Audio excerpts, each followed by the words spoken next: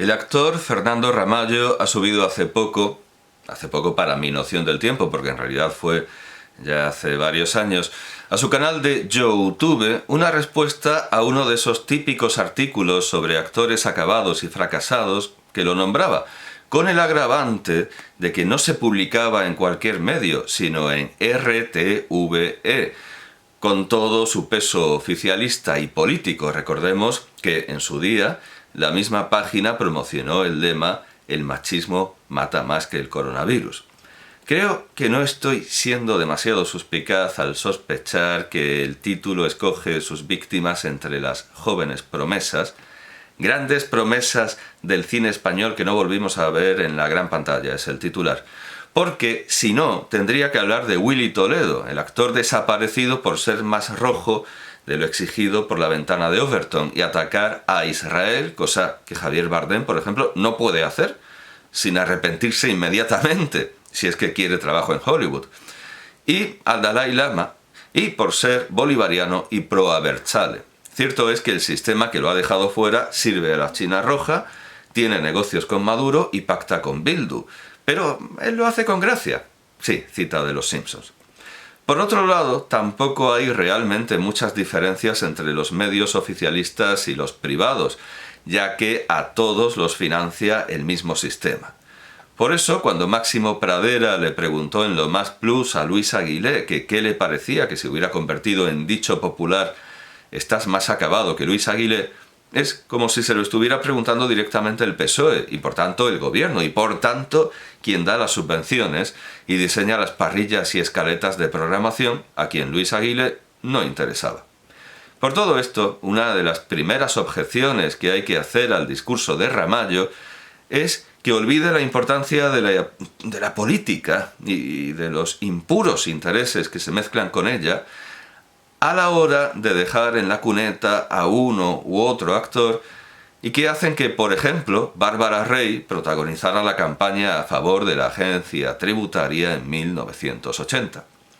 Entre esos intereses impuros mezclados con la política y la administración está también, por supuesto, la estupidez. Cuando Pilar Miró intentó, con un intervencionismo estalinista, cambiar el estilo del cine español, primando en las subvenciones a las películas de arte y ensayo, despreciando la comedia y el terror, encumbró películas que, en realidad, eran muy malas. En general, con notabilísimas excepciones, el cine español moldeado por Pilar Miró es muy malo. Pero otros autores que habían empezado su carrera antes, como Carlos Saura, también eran muy malos.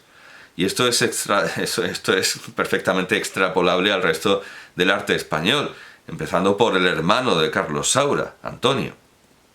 Se tiene por un genio a Oteiza, que no era más que un cantamañanas que mareaba la perdiz hablando del vacío, con lo que desesperó a Jordi Grau, que intentó explicarle que el supuesto vacío que él veía en las meninas no era tal. Y que hizo una iglesia con 14 apóstoles. ¡Una iglesia con 14 apóstoles! O a su colaborador, Sáenz de Oiza, que hacía viviendas sociales en las que no cabía una cama de matrimonio ni una percha en el armario. Les decía a los habitantes del Ruedo que pues, no te cabe un traje en el armario, lo pones de frente. A veces, por algún extraño milagro, a estos chapuceros les sale algo bien. En el caso de Sáenz de Oiza, Las Torres Blancas. En el caso del cine, Carreteras secundarias, protagonizada por Fernando Ramallo, una excepción en la infame filmografía de Emilio Martínez Lázaro. Autor, por cierto, no es el culmen de su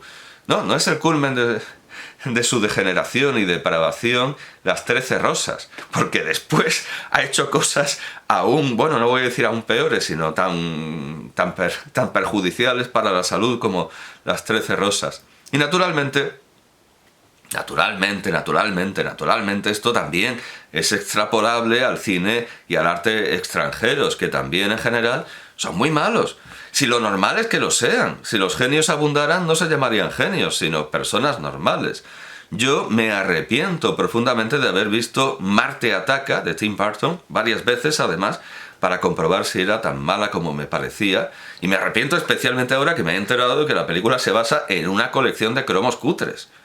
Y recientemente hemos vivido el estreno de Emilia Pérez, que parece escrita por una inteligencia artificial o por alguien con un cuarto de cerebro, y quizá exagero. Lo que vale para el cine vale también para sus críticos, y buena parte del éxito del cine en España se mide por cómo dicen los críticos extranjeros que tenemos que valorarlo.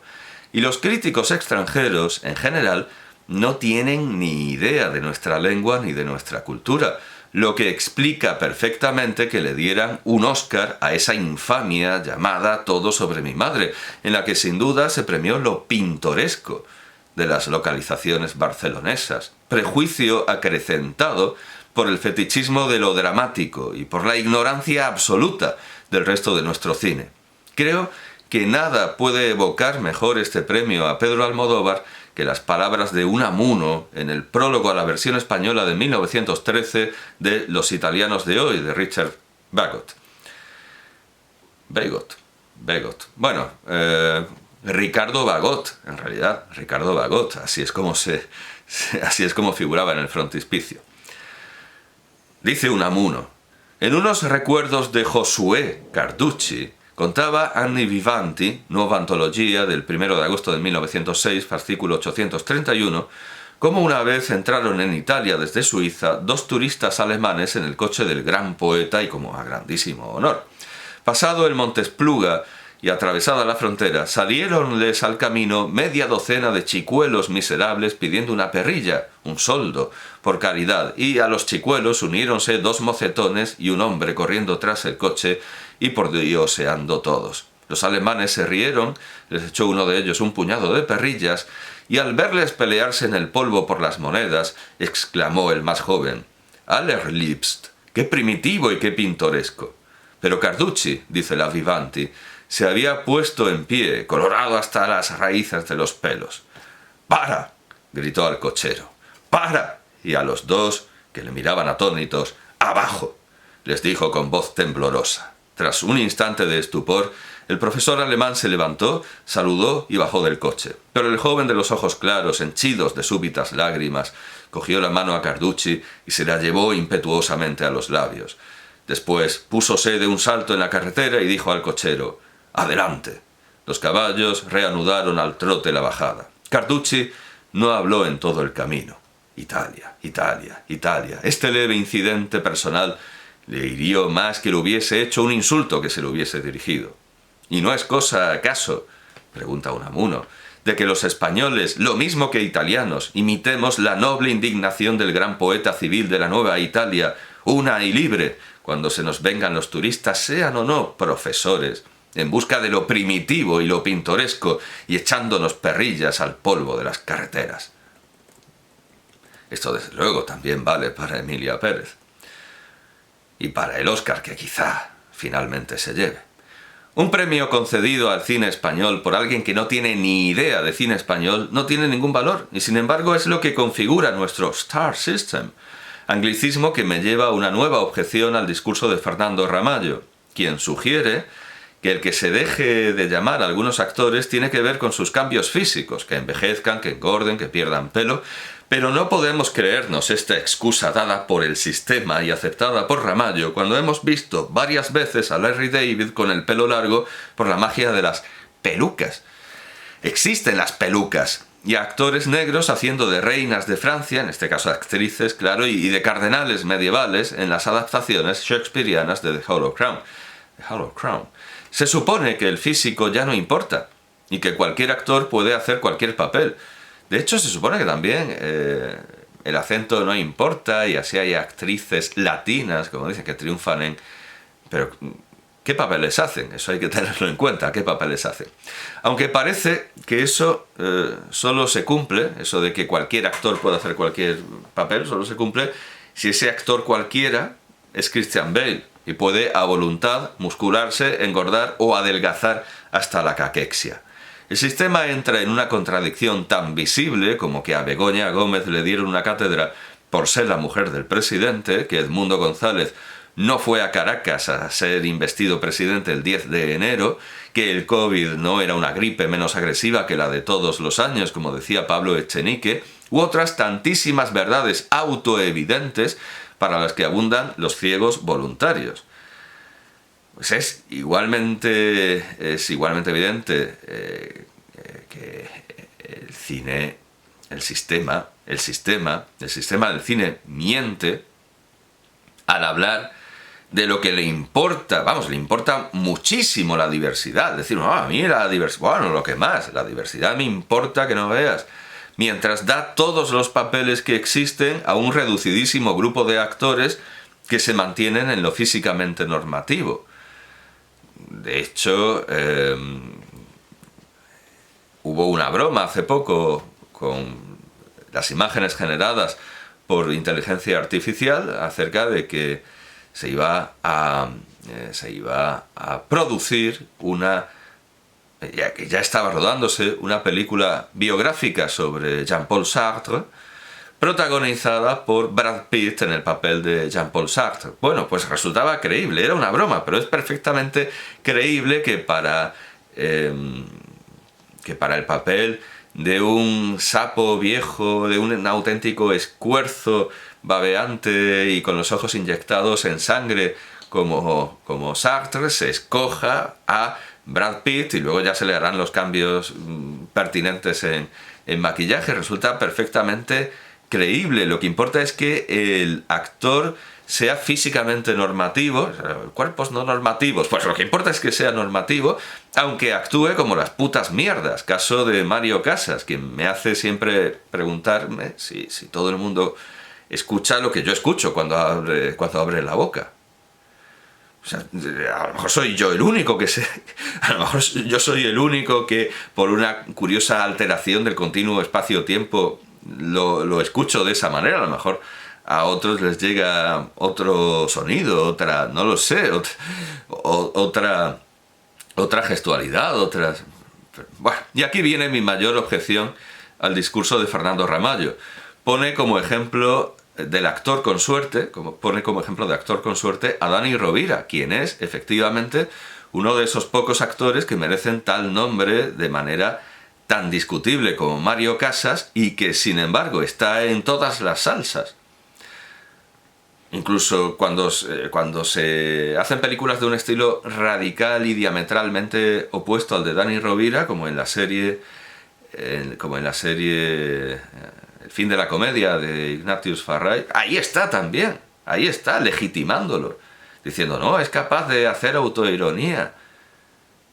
Lo que se está haciendo es legitimar ese tipo de actuación y ese tipo de humor siempre en tela de juicio de Dani Rovira. Bueno, pero claro, para estar en todas las salsas, por otra parte, no hace falta en realidad un físico normativo, porque es muy difícil encontrar hoy día una película que no tenga trazas de Carlos Areces. Pero no creo que se pueda llamar suerte a ser Dani Rovira o estar en la nómina de las películas familiares de Santiago Segura.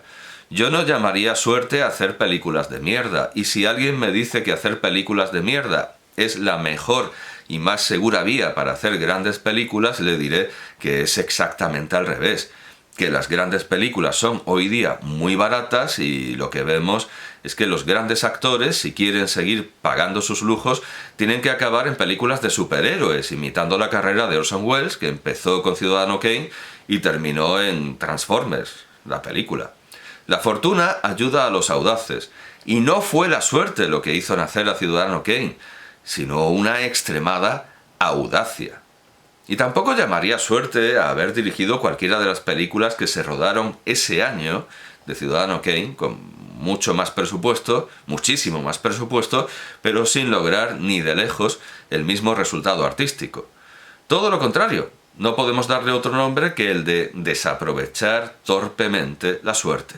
Leemos en el libro del ajedrez, de sus problemas y sutilezas de autor árabe desconocido según el manuscrito árabe Atenda 7515 Rich del Museo Británico, en edición, traducción y estudio de Félix, de Pareja Casañas, publicado en Madrid por Estanislao Maestre en 1935, entre las páginas 11 y 12, 1935, un año como para ir pensando en el ajedrez, como, claro, como si lo que viniera tuviera mucho que ver con el ajedrez. El que inventó el nard, dice el manuscrito, tablas reales, el nard son las tablas reales, acomodó las reglas de este juego a la opinión de la escuela primera, haciendo que los dos dados desempeñasen en él el oficio mismo de aquella causa externa, sin la decisión de la cual, en el dar y otorgar, de nada sirve el esfuerzo humano, a fin de que se viese con toda claridad cómo vence en este juego el más ignorante e inepto al más digno y capaz, y cómo gana el inepto cuando le ayuda la fortuna de la causa externa, y en cambio pierde el apto cuando aquella le abandona.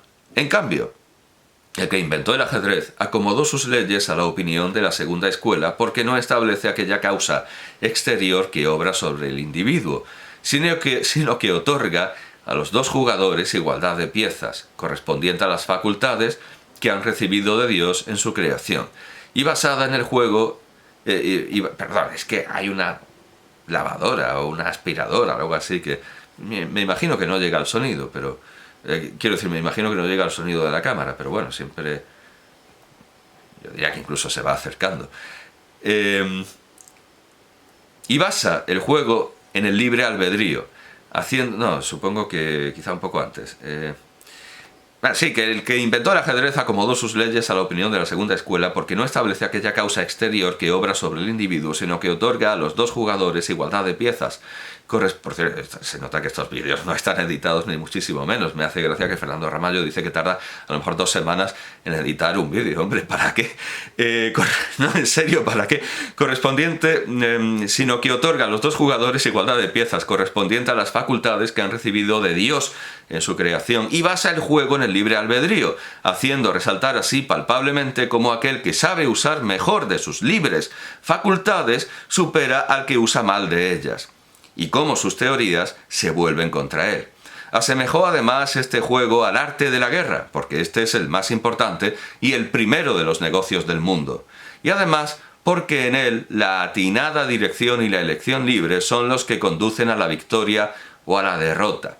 Esto me parece completamente absurdo, que se considere la guerra un juego, por así decirlo, utita dicere, que se considere a la guerra un juego en el que solo entra la inteligencia, en el que todo depende de la inteligencia y de la buena estrategia, cuando, ya lo digo, nos ha enseñado el videojuego Plantas contra Zombies, que no hay guerra que se gane sin dinero, que lo fundamental para toda guerra es el dinero. Esto lo sabía Hitler al empezar sus movidas, al empezar su partido, pues estaba gritando todo el día y dando puñetazos en la mesa pidiendo dinero. Lo que necesitaba era dinero, lo que le hacía falta más que cualquier otra cosa es dinero. Luego llegó Goebbels y, no, es que con la propaganda se pueden ganar guerras. No, no se pueden ganar guerras con la propaganda, se ganan con dinero. Las guerras se ganan con dinero, o se mantienen, incluso cuando, por muy torpe que sea y por muy malas decisiones que tenga uno, mientras haya dinero, habrá guerra. Y por eso, en cuanto Estados Unidos le corte el grifo, que ojalá lo haga,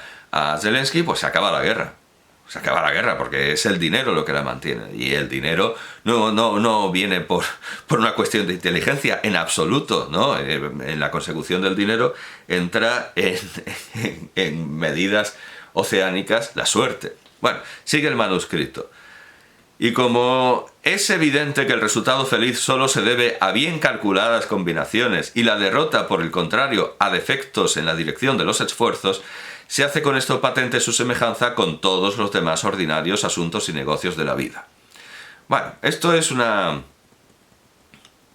reflexión antigua, una reflexión medieval.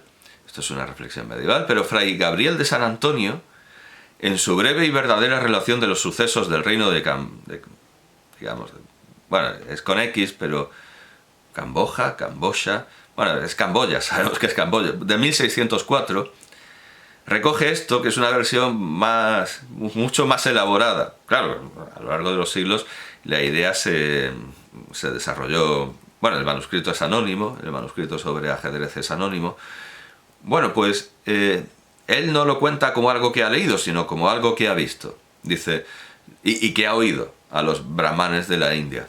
Dice, los filósofos de Atenas, dicen los brahmanes, que contra lo que habían aprendido en sus escuelas, enseñaron que sólo la prudencia bastaba para el buen gobierno de los hombres, y que para significar esto inventaron el juego del ajedrez, donde los hierros que se hacen no son casuales ni se atribuyen a fortuna o ventura, sino a la ciencia o ignorancia del juego.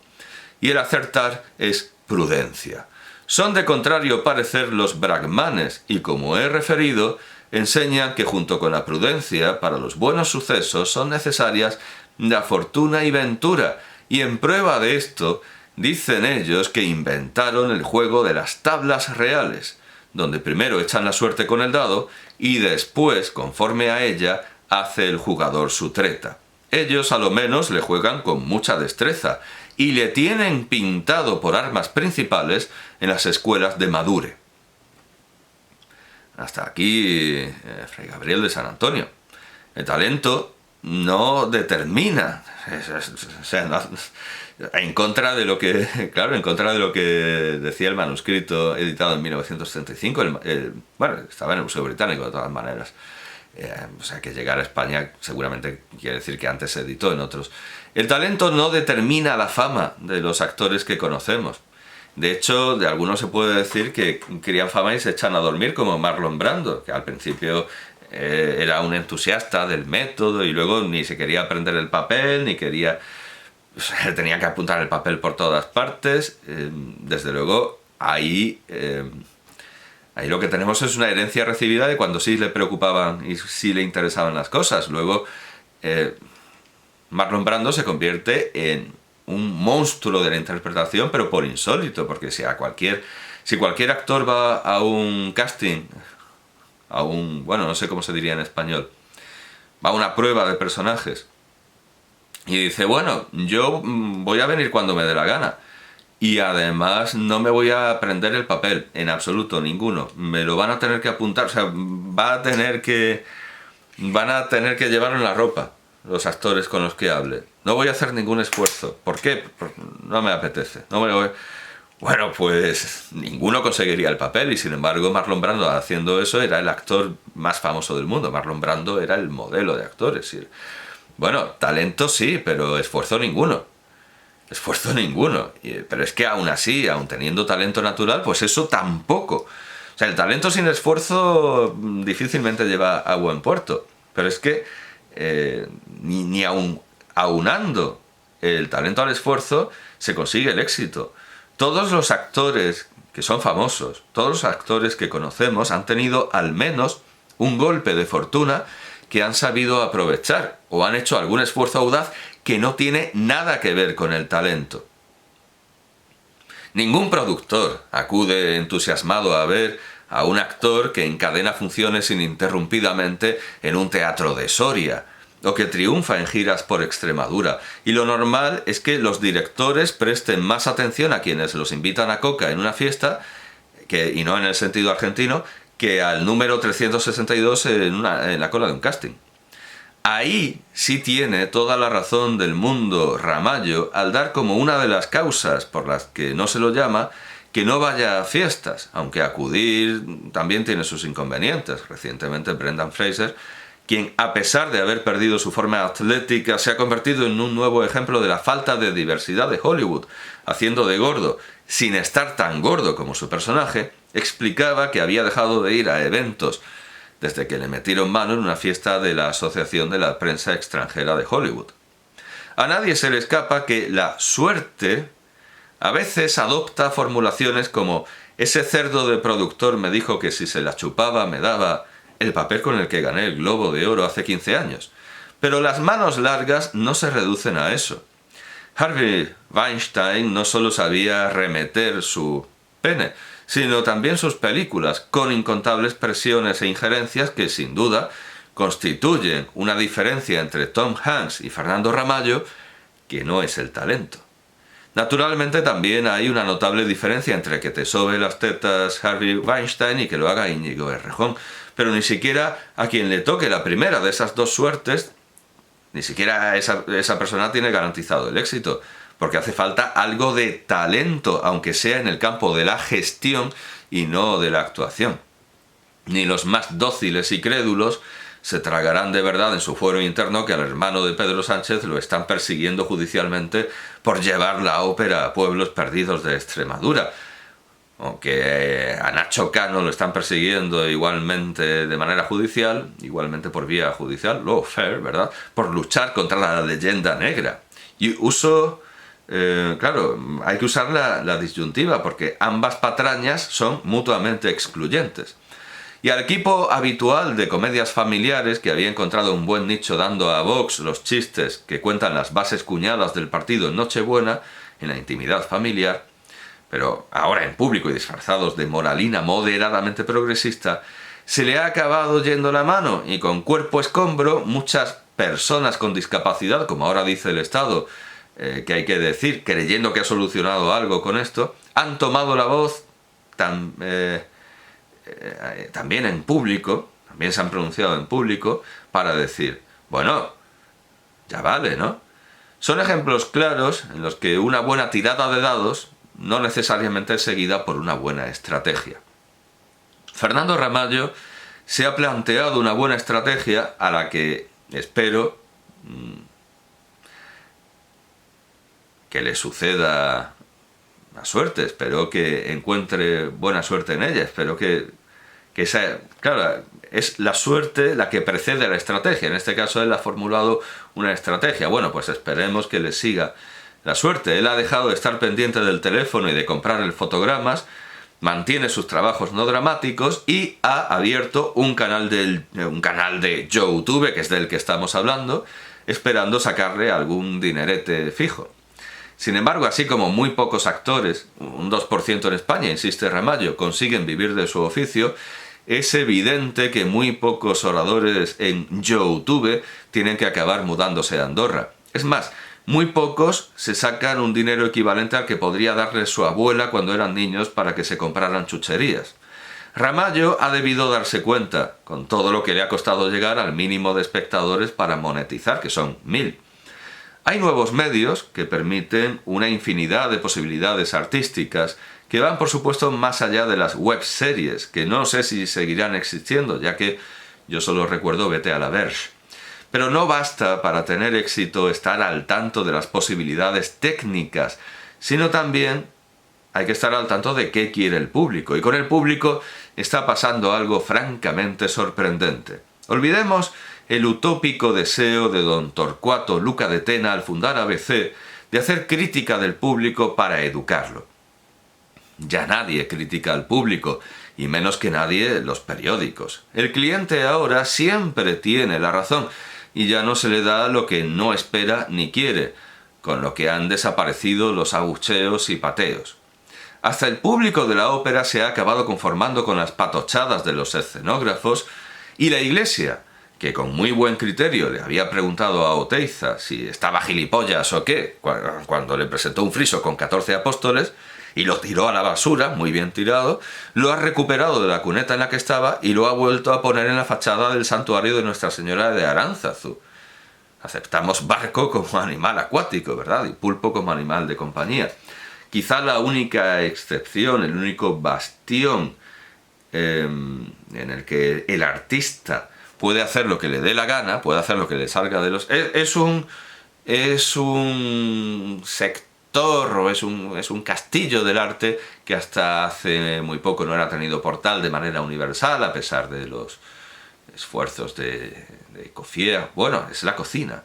En la cocina sí que en un menú degustación de un restaurante de primerísima, ahí sí que el jefe, el chef, puede subirse a la mesa, bajarse los pantalones y plantarles un ñordo con el aplauso generalizado de toda la mesa, que ha pagado a lo mejor 300 euros por cubierto y ha estado esperando 3 años para poder sentarse allí.